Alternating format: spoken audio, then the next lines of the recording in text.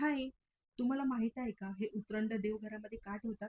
मला हल्ली खूप जणांनी हा क्वेश्चन केला, म्हणून मला वाटलं यावर व्हिडिओ बनवायलाच हवा. तर आज मी सांगणार आहे उतरंड का ठेवावी, कधी ठेवावी, कशी ठेवावी आणि त्यात काय काय ठेवायचं लेअर वाईज, आणि शेवटी काही इम्पॉर्टंट टिप्स सुद्धा. सगळ्यात अगोदर उतरंड का ठेवावी. देवघरामध्ये उतरंड ठेवणं म्हणजे फक्त एक प्रथा नाही, हे अन्नपूर्णतेचं, समृद्धीचं आणि घरात पॉझिटिव्ह एनर्जी राहावी याचं एक प्रतीक मानलं जातं. जिथे धान्य असेल तिथे मा लक्ष्मी वास करते असं आपल्याकडे म्हटलं जातं. त्यामुळे उतरण देवघरामध्ये ठेवतात. उतरण कधी ठेवावी? उतरण खास करून पौर्णिमेला ठेवतात किंवा दिवाळी, संक्रांती, गुढीपाडवा, नवरात्र, नवीन घरात प्रवेश करताना. खरं सांगायचं तर तुमच्या मनामध्ये जेव्हा नवीन सुरुवात असते तेव्हा उतरण ठेवायला काहीच हरकत नाही. उतरण कशी ठेवावी? सगळ्यात अगोदर देवघर स्वच्छ करा आणि मनामध्ये एक छान विचार ठेवा. उतरण नेहमी देवासमोर स्वच्छ ताटात किंवा पाटावर ठेवायची.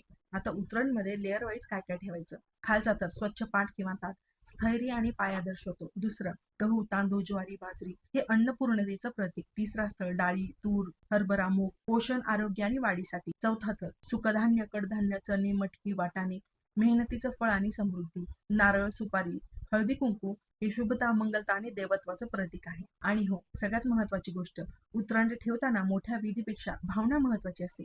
श्रद्धा आणि कृतज्ञता या दोन गोष्टी असतील तर उतरण आपोआप फलदायी ठरते. ही माहिती तुम्हाला उपयोगी वाटली असेल तर व्हिडिओ शेअर करा. अशीच अजून माहिती हवी असेल तर मला फॉलो नक्की करा. चला, उद्या पुन्हा भेटूया. बाय.